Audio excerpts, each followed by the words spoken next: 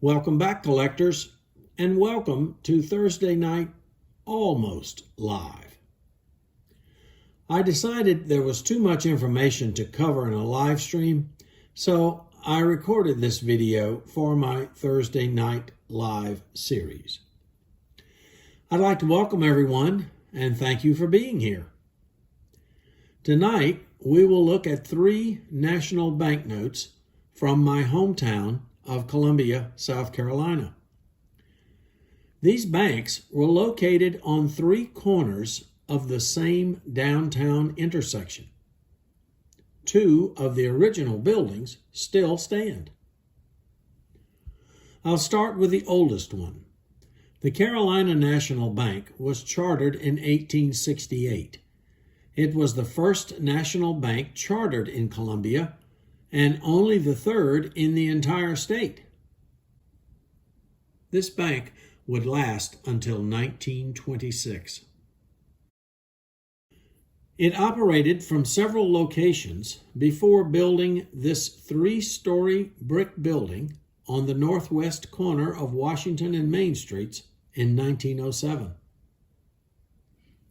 In 1926, the Carolina National Bank would merge with the Norwood National Bank of Greenville and the Bank of Charleston to form the new South Carolina National Bank of Charleston.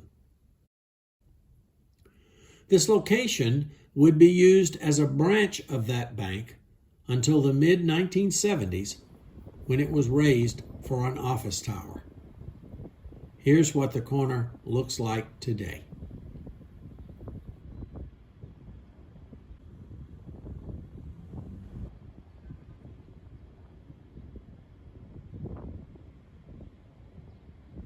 Now, let's take a look at the National Loan and Exchange Bank. This bank was located diagonally across from the Carolina National Bank on the southeast corner of Washington and Main.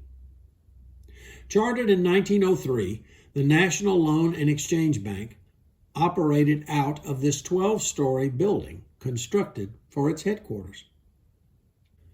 At the time, this 184-foot-high building was the tallest building in South Carolina and would be Columbia's only skyscraper for the next decade.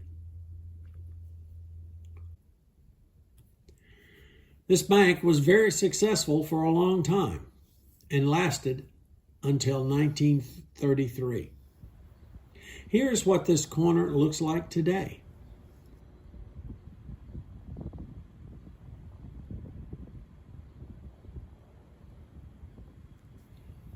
The building has been converted into apartments.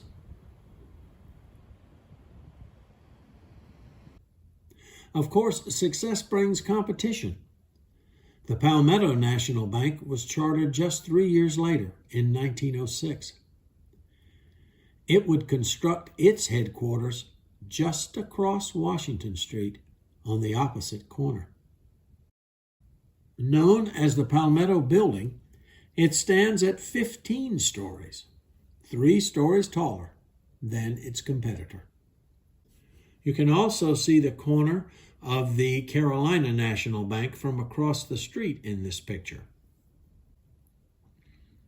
The Palmetto National Bank lasted until 1923, when it was suddenly and surprisingly closed by the Comptroller of the Currency during a nationwide credit crunch. However, several local businessmen, including the founder of rival National Loan and Exchange Bank, purchased the Palmetto Bank and reorganized it as the Columbia National Bank. Here's what this corner looks like today.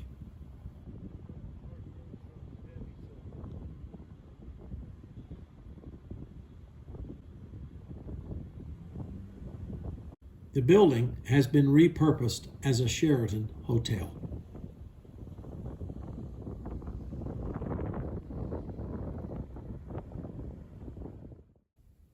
Now, let's take a look at the notes.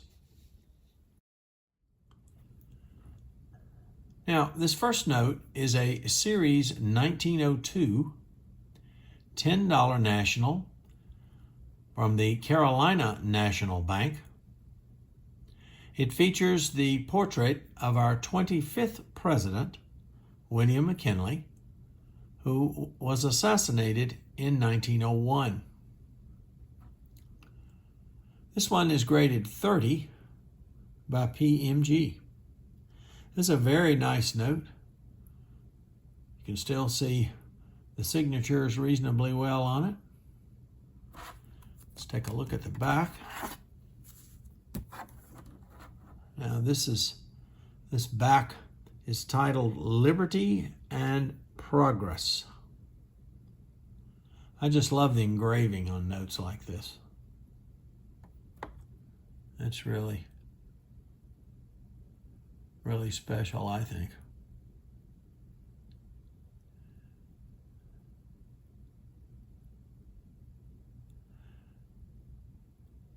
If any of you collect national banknotes, or especially if you collect them from your hometown, I hope you'll consider making a video about it as well. Next, we have this $20 national from the National Loan and Exchange Bank. This one has the portrait of former Secretary of the Treasury, Hugh McCullough.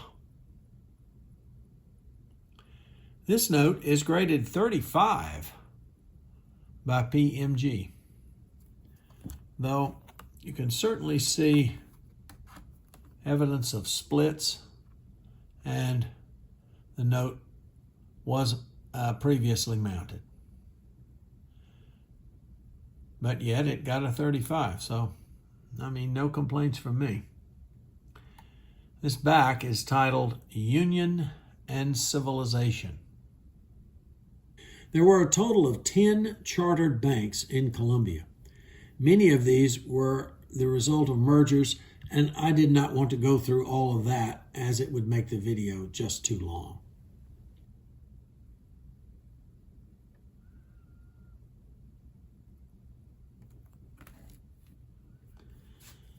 And finally, this $5 national is from the Palmetto National Bank. It's graded 25 by PCGS.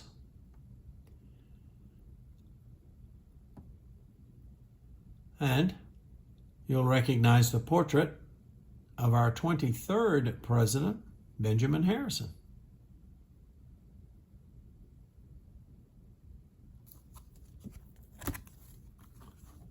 And this back is titled The Landing of the Pilgrims. I never get tired of notes like this.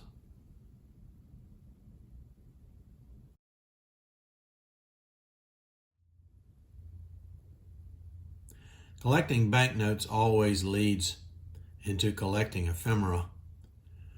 I ran across this letter from the Palmetto National Bank, dated 1911.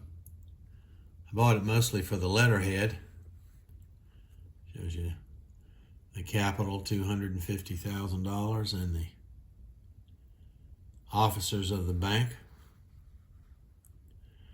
But what was extra special, the body of the letter is not important. Take a look at that signature.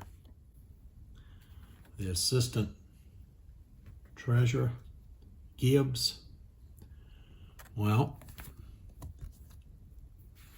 that's also the name, if I can line this up, on the note. That's what attracted me to this piece.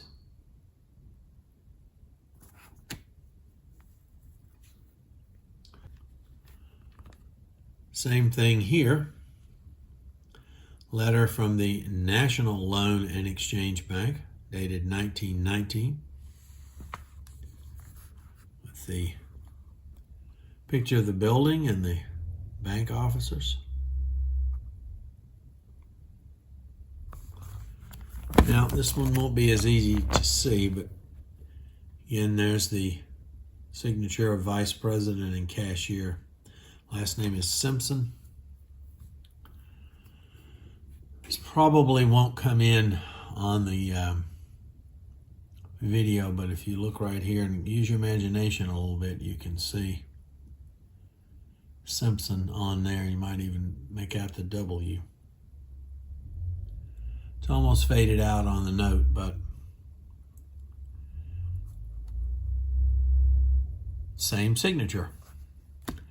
I think this type of thing enriches your collecting experience.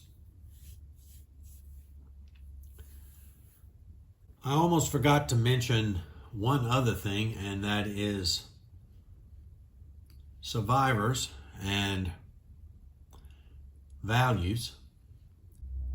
There are only about 30 notes reported for the Carolina National Bank and about 80 each for the Palmetto and National Loan and Exchange Banks.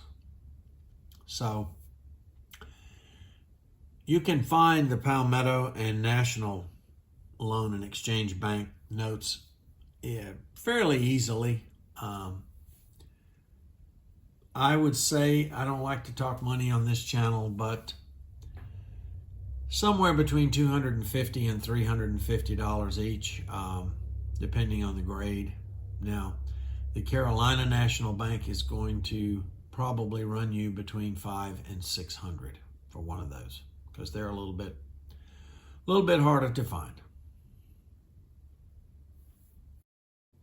If you would like to learn more about South Carolina National banknotes, I highly recommend Tony Chabarro's book. This is a deep and wonderful dive into the subject. In fact, most of the information presented in this video came from this book. I will put an eBay link to it in the description of this video. Thank you again for being here tonight. Please like, subscribe, tell a friend, and thanks for stopping by. Good night, everybody.